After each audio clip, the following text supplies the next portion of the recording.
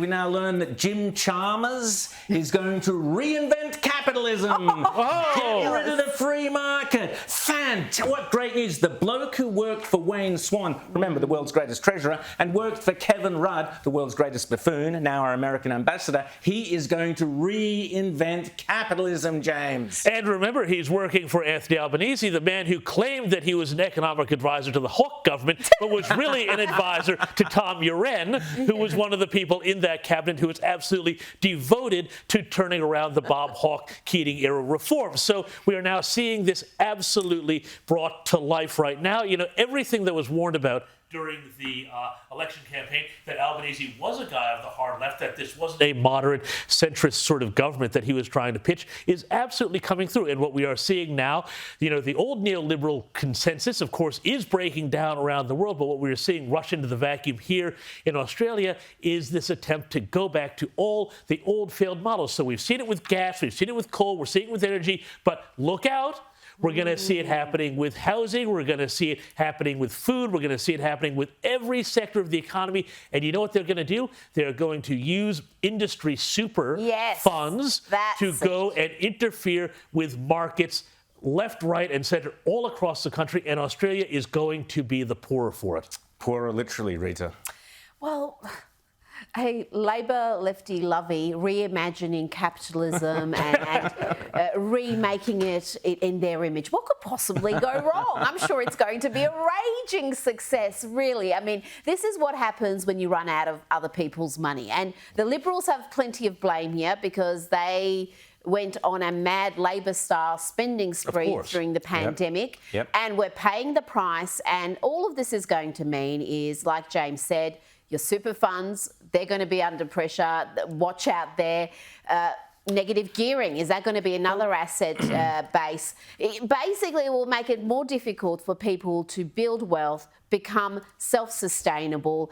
This is how this sort of ideology always ends up. No matter how well-intentioned it is, we know what's going to happen because we've seen it before. Well, we know from Margaret Thatcher and others that socialists will just carry on spending other people's money, yours in particular. This, James, is all about finding ways to take money from you and spend it on madcap schemes. A few very, very dangerous warning signs in what Jim Chalmers is announcing. One, he's going to include a new taxonomy to label the climate impact of different investments. We've warned about that on this show. This is this so-called ESG. If you see ESG on your portfolio, sell, sell, sell. Because all it means is that they're putting touchy-feely lefty woke policies in front of profit. When they do that, that means loss, and the loser is you. The other thing, James, that they're going to look at is some kind of weird, crazy climate credit scheme where you don't look at the credit rating of something, you look at its climate rating. This is all, James,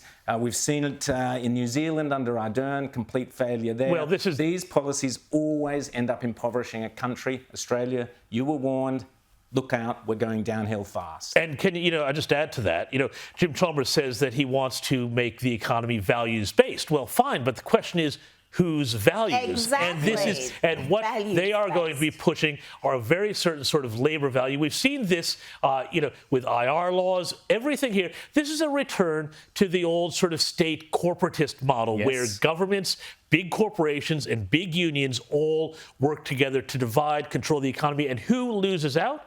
The individual investor, the individual being able to build and create wealth. I mean, let's just take one small sector of this. Housing, for example. They are going to make it very, very hard for people to build wealth in housing. They want people to be dependent on the government for housing. Buy your house with the government. Labor's housing and the government will be a shareholder in your thing. And you won't be. And they want fewer, individual property holders having, a small portfolio of rental properties. They want to have big companies being the renters or big governments being the renters, so that people can't make money, and build wealth through a property portfolio. The same thing is going to happen in every sector of the economy. This is an anti-wealth, anti-individual proposal. Absolutely, Rita. And it's far more dangerous now because in the past there was at least private entities weren't ideologically aligned. Their focus was shareholder value, profits. Now we've got the long left's march through the institutions well and truly taking hold in the corporate world. So when you've got a leftist government and leftist corporates colluding together, there will be a loser. There will be winners and there will be losers. And the losers, as we said, are the individuals. And we should be making it easier for people to build wealth, particularly people who are not born into wealth. They should not have... But this is we all already about... have so many roadblocks for those who want to be self-sufficient, who don't want to rely on the state in retirement or any point in their life. And now we're going to make it even harder. But really, James, you said something about the links between government and basically big corporations and a left-leaning government working in combination with basically organised Labour Party unions. There is a name for that, and it's called fascism. And it was the National Socialist Party of Germany in the 1930s did exactly that, took left-wing policies, fused them with corporations, gave power to individual large corporations, and the individual was squashed. Rita, you're talking about the lack, it's the individual that pays, but the big price that we will all pay is the price of freedom. Small businesses, we are in real trouble. Individuals in real trouble.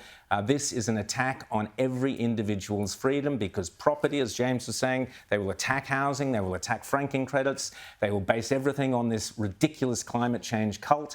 And we, the individuals and freedom-loving Australians and tradies and so on, will suffer enormously thanks to Labor.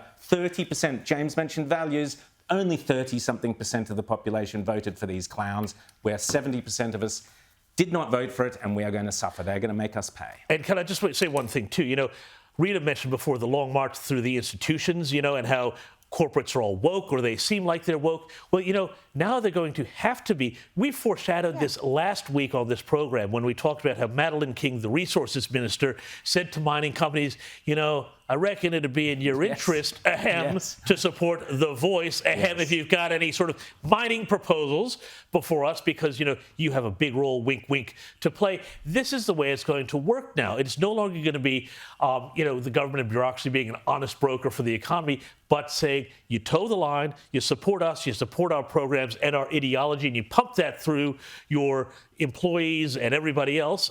And sure, we'll make sure that you do well. If you don't, well, tough luck. Exactly. And watch out for Australians are great investors in property. We know that.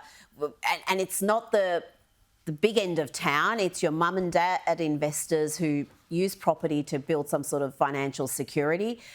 We've got the same lot who were part of the Shorten proposed government that failed, who wanted to dismantle negative gearing programs, franking credits, steal your franking this is going to give them again a license to do that. And their justification is, look at the budget blowout. This is something we need to do, even though plenty of economists would argue that the long-term consequences of that are actually very bad for the budget. But they'll get it through because the media will cheerlead this every step of the way.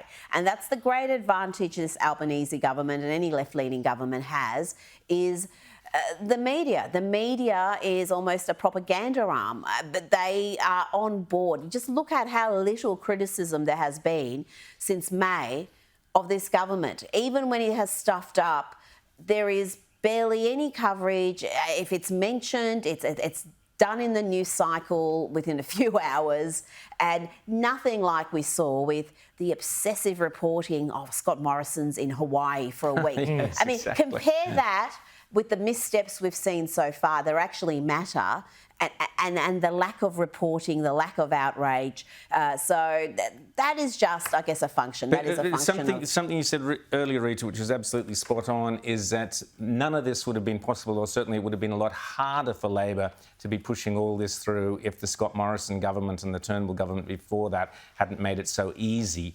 Signing up to Glasgow, signing up to net zero, all this sort of stuff has made it. They laid out the red carpet for literally the red carpet. Billions of job seekers to do all this stuff. Absolutely.